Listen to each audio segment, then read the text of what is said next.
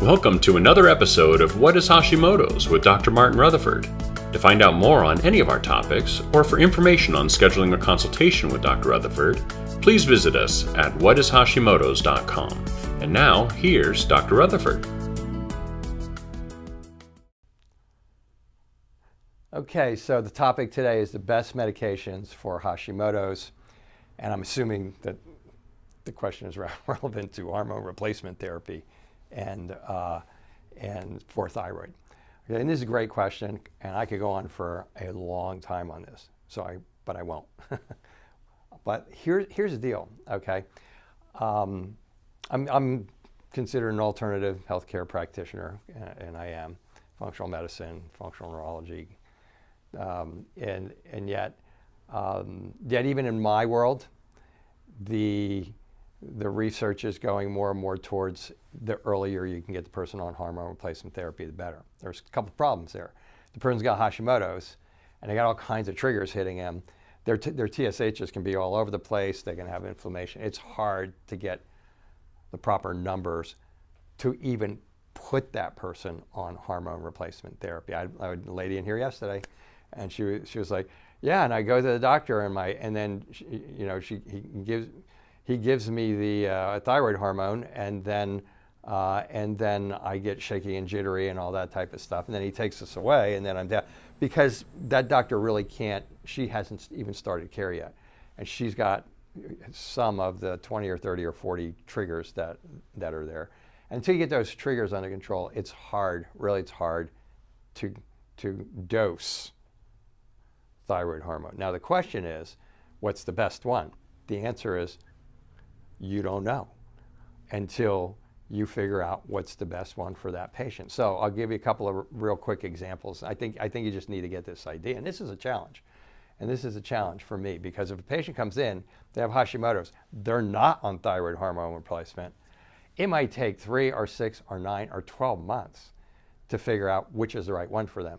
Their doctor might have a hard time figuring that out.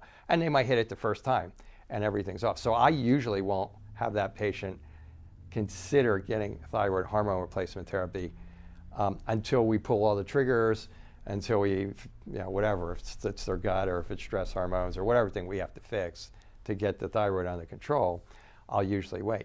But here's the deal. You go to the doctor and is it natural or is it synthetic? Or is it compounded or is it not compounded?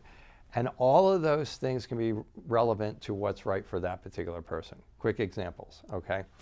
A lot of people who come in here who are on Synthroid aren't having a good time. Not all, but a lot. They go like, I've got on a Synthroid, it makes me jittery, it makes me shaky.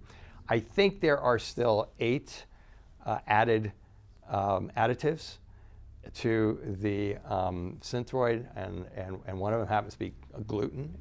Maybe they've taken this out since then. But the point is, it just may be that the synthetic Synthroid would actually be okay if there were no sensitivity additives in that capsule. So sensitivities can be an issue. Okay, and then a lot of people take levothyroxine. I take levothyroxine. Okay, I take levothyroxine, and I take cytomel. So levothyroxine is T4. So thyroid hormone comes in 2 different forms. One's T4, one's T3. T3 is the active hormone. Okay, so you have to take that in consideration. Synthroid, T4. Levothyroxine, T3. I'm sorry, levothyroxine, T4. You get to natural stuff like Nature-Throid, Armor, that type of stuff. They're T4 and T3, and I'm not trying to confuse you here, okay? There's a point. And then the cytomel that I take is T3. So I take a medication that I take in the morning, but I have a celiac. I have other reasons why that medication doesn't convert properly to T3. You have to convert from T4 to T3 for the medication to be effective. Okay, so I have to take extra T3 because I have to take it separately because my body won't take that medication and make it into T3. Now, If your body won't do that, then you need the extra cytoma. But a lot of you, your T3 is fine.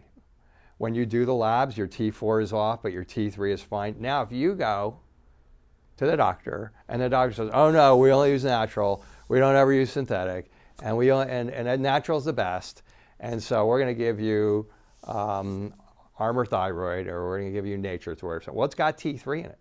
So now the patient gets T3 and goes crazy. Like they start getting jittery, because they have too much T3 and it's making them crazy. So major point, it's not a matter of synthetic versus natural. It's a matter of what's right for you. And so the way it goes is, for a Hashimoto's patient, is, in my world, you have to kind of like, if the person's already on thyroid hormone replacement therapy when they come to me, I'm kind of okay with that, okay? Because as we get the rest of their system under control, you're going to start to see the effects of either too much or too little thyroid on their lab, and you'll be able to send them back to their doctor, and the doctor will be happy to like modulate it. So I'm fine. I don't make people get off of thyroid hormone, because I think in the long run, for most Hashimoto's patients, it's better. Synthetic versus natural is really about, the natural doesn't have any binders in it, doesn't have any things that are going to be allergic. The synthetics can. And so it's a matter of, are you sensitive to those? And then the other thing is, what are your T3 markers when you do your lab tests? And if your T3 is like 130, which is moderate, which is like medium range, if your T3 is 130 and you take Armour thyroid, you might be okay. But if your T3 is like 170, 160, and you take it, you take Armour thyroid, it might just explode you. You'll get anxiety, jittery, heart palpitations, the whole thing. Here's the problem. Most endocrinologists don't know this today. I mean, and I'm not trying to beat it down. It's just stunning. And I know that because I treat these things every day, and I have people come in and I hear the stories, and the doctor is like, oh my God, well, okay, well, we'll try another one.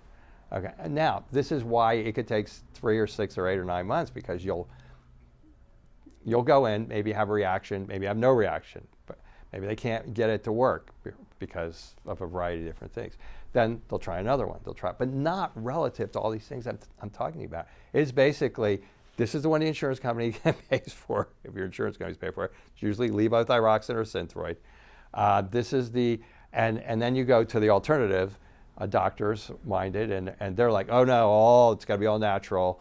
And so it's, okay, so and each one of them have, the nature's voice seem to be really, really wildly good because of so these natural ones, they have a standard ratio of T4 to T3. They have both, okay? And so if you have that going on and they give it to you and it works great. But if it doesn't, a lot of them don't know why. It's really crazy. And then the last thing is, of course, the T3. So I take T4 and T3. If a person can, like I have celiac, so celiac people, even if they're doing well, they can have a difficult time breaking down and absorbing things.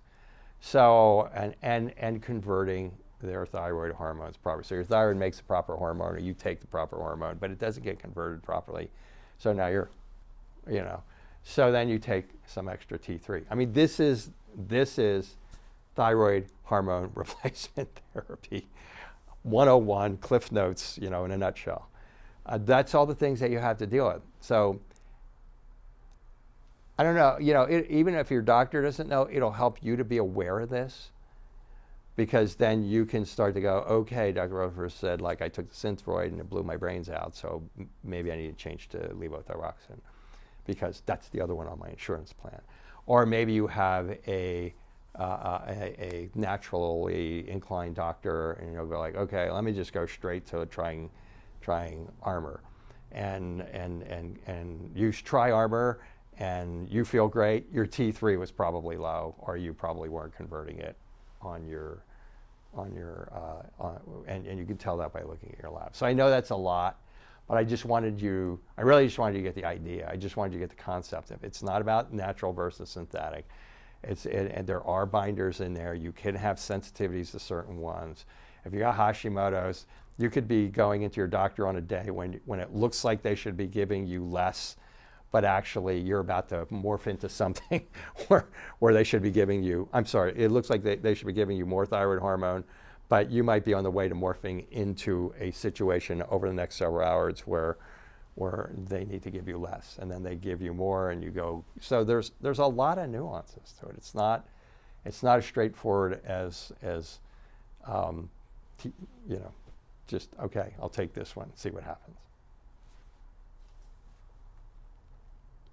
Thank you for joining us for another episode of What is Hashimoto's? To find out more on any of our topics, or for information on scheduling a consultation with Dr. Rutherford, please visit us at whatishashimotos.com.